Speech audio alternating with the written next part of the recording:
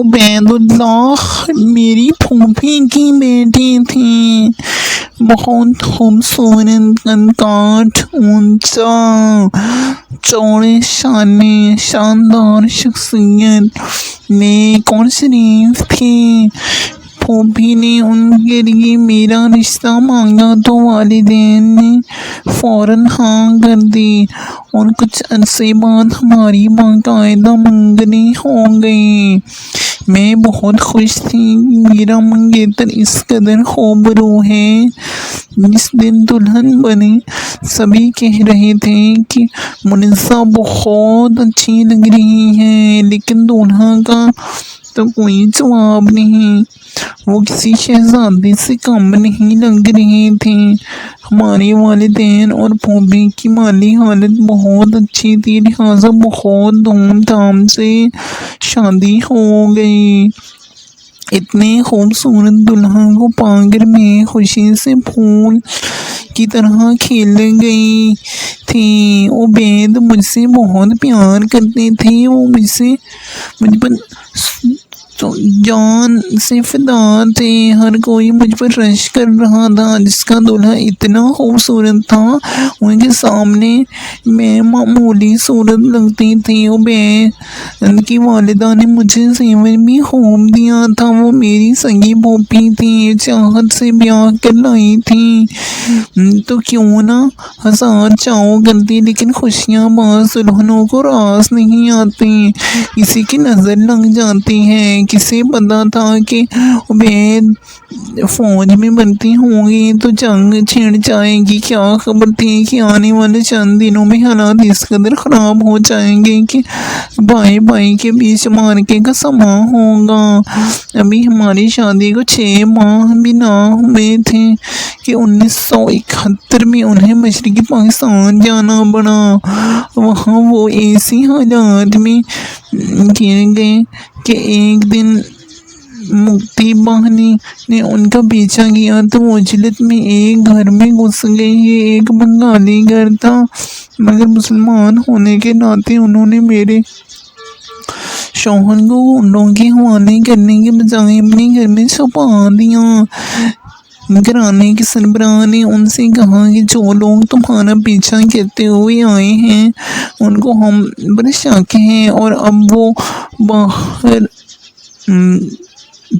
پہرا دیں گے تاکہ تم گھر سے نکلو تو وہ تمہیں مار دیں۔ بہتر ہے کہ تم ہماری لڑکی سے نکاح کر لو، تب وہ تمہیں داماد کی حیثیت سے کچھ نہیں کہیں گے، ورنہ ہم آپ کی زندگی کی ضمانت نہیں دے سکتے۔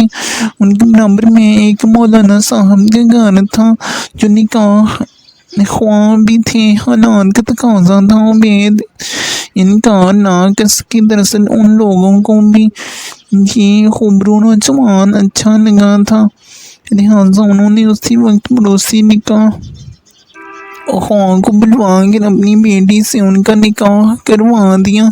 پھر وہ انہیں کے ساتھ رہ کر حالات کے ٹھیک ہونے کا انتظار کرنے لگے، لیکن جب تک حالات ٹھیک ہوئے وہ ایک بیٹے کے باپ بن چکے تھے اور اپنے بنگالی بیوی کے ساتھ خوش و خرم ہو چکے تھے۔ یوں وہ واپس نہ لوٹے اور میں ان کی راہ دیکھتی رہ گئی، یہاں تک کہ 7 برس گزر گئے۔ جب اس عرصہ میں ان کی کوئی خیر خبر نہیں آئی تو سب نے یہی سمجھا کہ وہ شہید ہو گئے ہیں۔ ان کو گئے 8واں برس تھا کہ ایک روز ان کا خط پھوپھا کے نام آیا۔ اس میں دوسری شادی کی خبر کے ساتھ تصویریں بھی تھیں۔ پھوپھا میرے والد کے پاس آئے اور اطلاع دی کہ عبید زندہ ہے اور یہ کہ اس نے وہاں شادی کر لی ہے، اس کے 2 بچے بھی ہیں۔ یہ خبر سن کر میرے والد تیوری پر بل پڑ گئے اور والدہ بھی رونے لگی۔ میری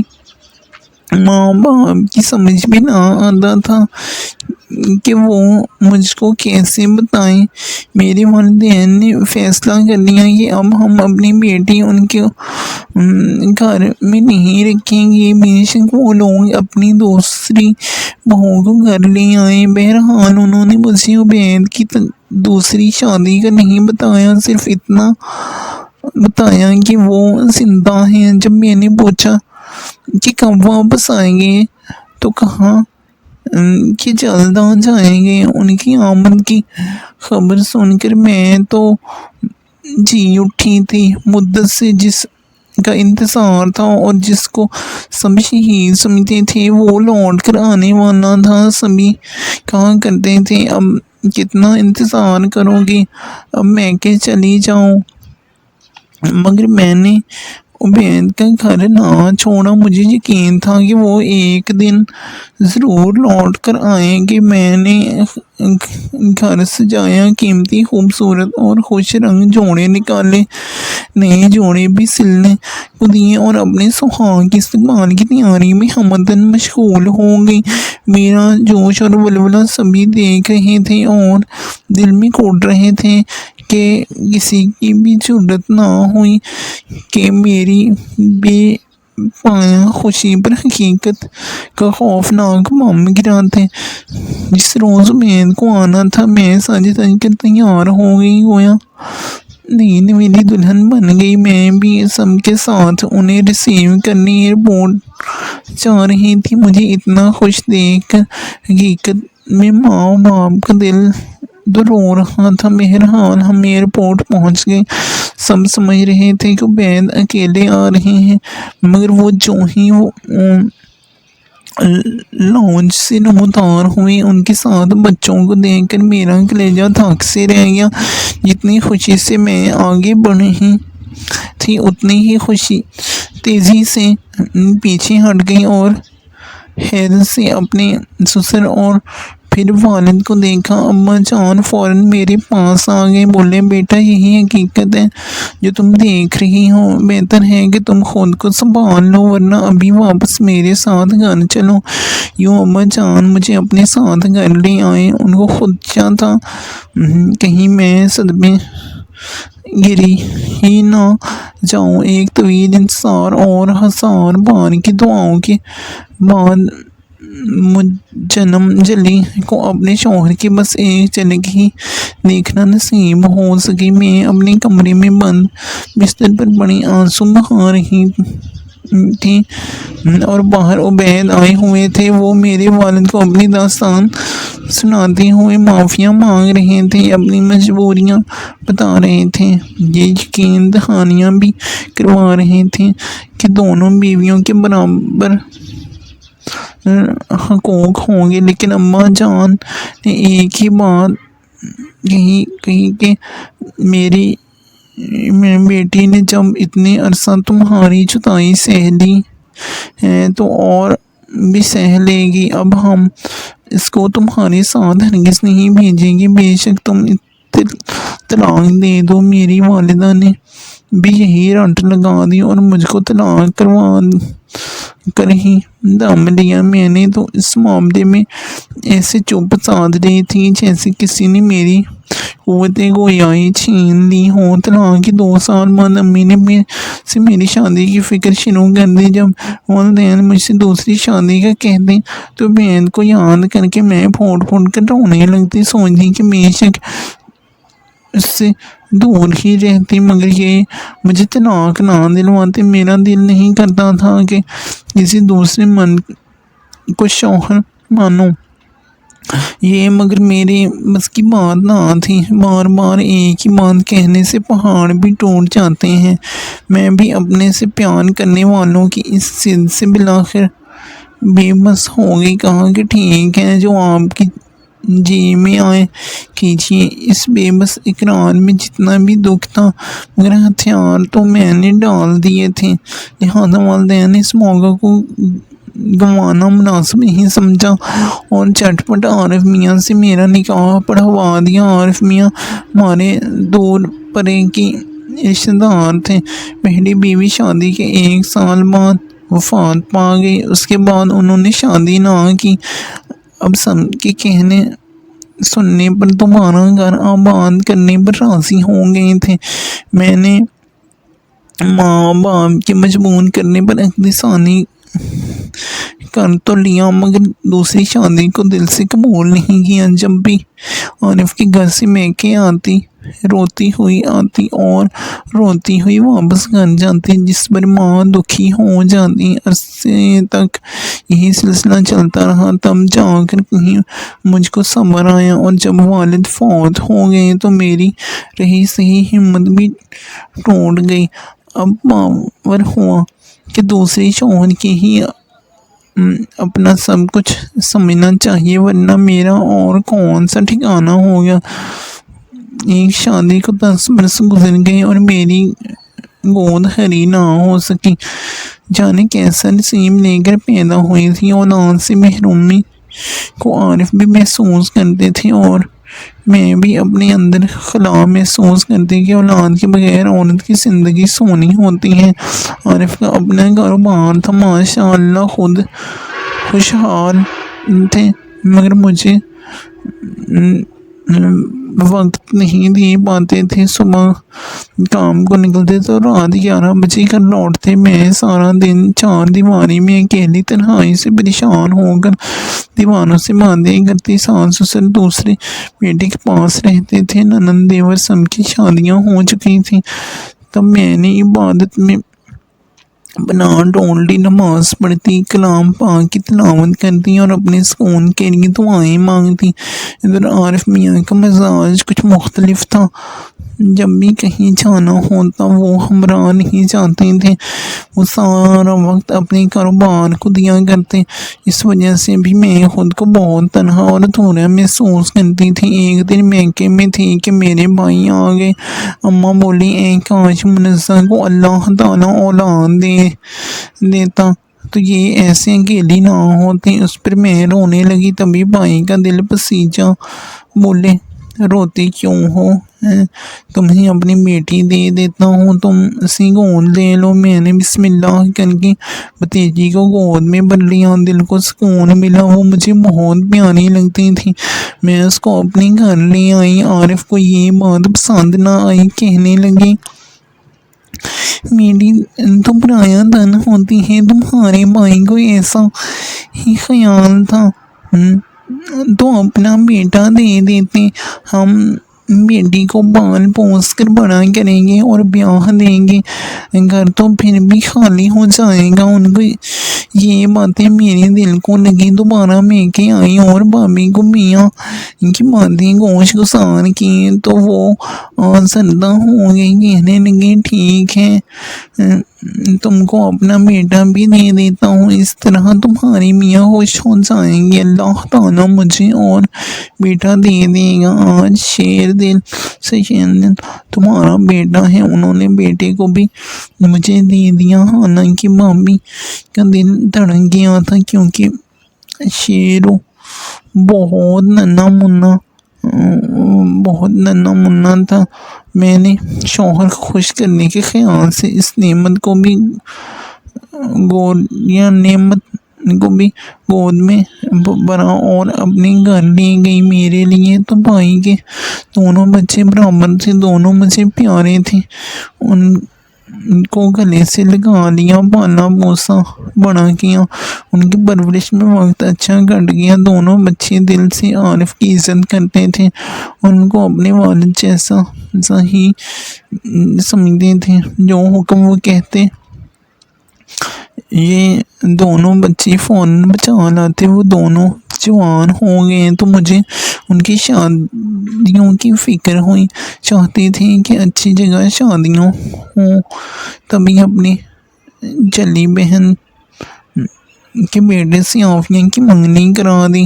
یہ بہن بیوہ مگر صاحب جائیداد تھی۔ گھر میں شادی کی تیاریاں ہونے لگی، سبھی نے بڑھ چڑھ کر حصہ لیا، عارف بھی کسی سے پیچھے نہیں تھی۔ ہم اس موقع پر کسی شے کی کمی نہیں ہونے دینا چاہتے تھے۔ بھائی کا گھر میرے گھر سے کافی دور تھا، جبکہ میری بہن عافیہ جس کی بہو بننے جا رہی تھی وہ بھائی کے قریب ہی رہتی تھی۔ تبھی میں نے سوچا کہ عافیہ کی رخصتی اس کی حقیقی والد کے گھر سے کر لیتے ہیں، اس طرح میری بہن کو بارات لانے میں آسانی ہوگی۔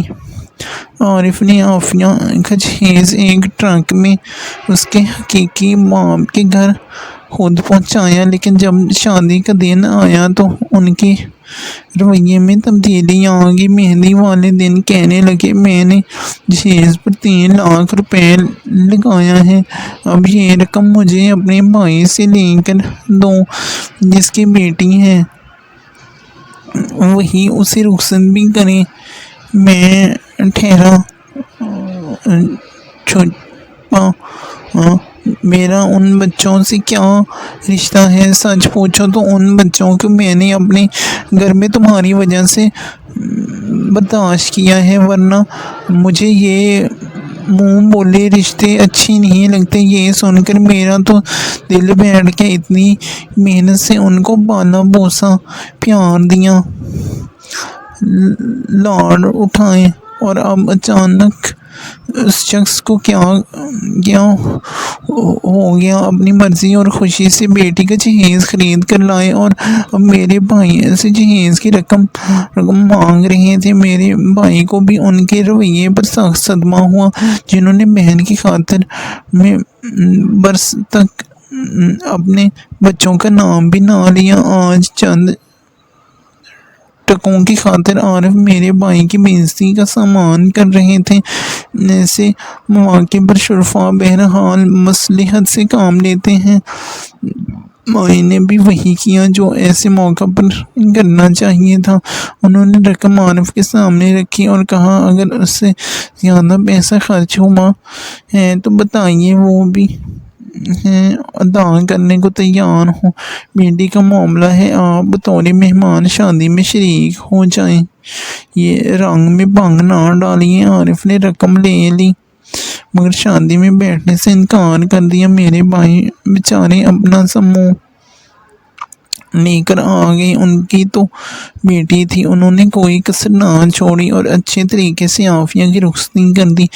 میں نے شوہر کو منانے کی بہت کوشش کی مگر وہ مان کر نہ دیے اور شادی میں آئے اور نہ مجھ کو لینے آئے۔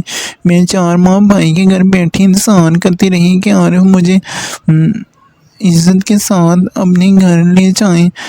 گرچہ بھائی کے گھر رہنے میں کوئی تکلیف نہ تھی لیکن اپنے گھر جائے بنا بھی قرار نہ تھا۔ اللہ نے میری سن لی۔ ایک دن ظہر کی نماز پڑھ کر سلام پھیرا ہی تھا، دروازے پر عارف نظر آئے۔ خدا کا شکر ادا کیا کیونکہ میں لوگوں کی باتوں سے ڈرتی تھی۔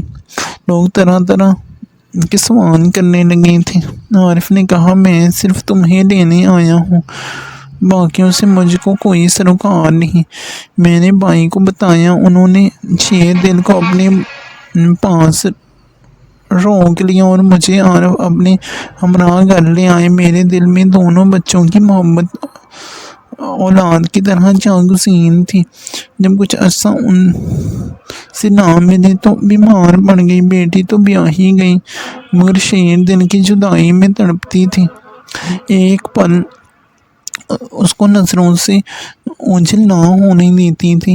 اور اب وہ میرے گھر نہیں آ سکتا تھا۔ عارف کو تو کاروبار سے ہی فرصت نہ تھی کہ میرا دھیان کرتے۔ میں اتنی لاغر ہو گئی کہ غم سے آدھی رہ گئی مگر عارف اپنی انا کے ہاتھوں دم سادے ہوئے تھے۔ جب بھائی کو علم ہوا کہ تو وہ آ کر مجھے لے گئے اور علاج کروایا۔ بچوں سے مل کر دل کو راحت پہنچی تو میں صحت مند ہونے لگی۔ سبھی اس بات کو سمجھ گئے کہ مجھے بچوں کی جدائی کھا رہی تھی۔ عافیہ کا گھر قریب تھا، وہ روز میرے پاس آ جاتی، گلے سے لگ جاتی، پیار کرتی، اپنے ہاتھوں سے فروٹ کھلاتی۔ دونوں بچوں کی قربت سے میری بیماری آدھی رہ گئی۔ عارف کو جب وقت ملتا مجھ کو دیکھنے آ جاتے مگر بچوں کی محبت میں سرشار دیکھ کر ان کا منہ اتر جاتا، جیسے اندر ہی اندر حسرت محسوس کرتے ہوں۔ 3 ماہ رہ کر آخر گھر چلی گئی۔ کب تک میکے میں رہ سکتی تھی؟ گھر لے جا کر وہ کہتے تھے کہ پرائے بچوں کو اپنا بجھتی ہوں، کبھی پرائے بچے بھی اپنے ہوئے ہیں۔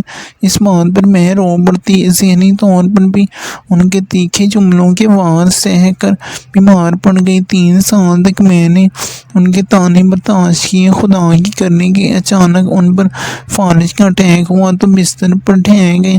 ان کے بھائی دور رہتے تھے، میں نے فوراً اپنے بھائی کو اطلاع دی، وہ اسپتال لے گئے اور جب تک یہ وہاں داخل رہے وہی ساتھ رہے۔ شیر دل نے بھی تیمارداری میں کسر نہ چھوڑی، وہ تو ان کو سگے باپ جیسا سمجھتا تھا۔ بہرحال طبیعت قدرے بہتر ہو گئی، تاہم چلنے پھرنے اور کام کاج کے نہ رہے۔ انہوں نے شیر دل کو جانے نہ دیا، شیر دل کاروبار دیکھتا اور ان کو بھی سنبھالتا۔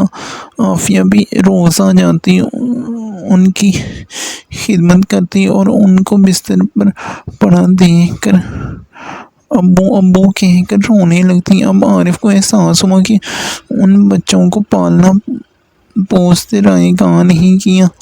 دونوں بچے ان سے دل سے پیار کرتے ہیں اور اپنے دل کی جگہ ان کو ہی باپ سمجھتے ہیں۔ حقیقت اب ان کو سمجھ میں آ گئی تھی۔ وہ کافی عرصہ بستر پر جیے بچوں کو گلے لگا کر روتے اور دونوں کا منہ چومتے ہوئے ان کی آنکھوں سے آنسو بہہ نکلتے۔ شیر دل تو ان کی بیساکھی بن گیا، اس نے عارف کو اتنا سہارا اور سکھ دیا کہ ہاتھ اٹھا کر اسے دعا دیتے تھے۔ جب انہوں نے وفات پائی تو شیر دل اور عافیہ بلک بلک کر روئے تھے۔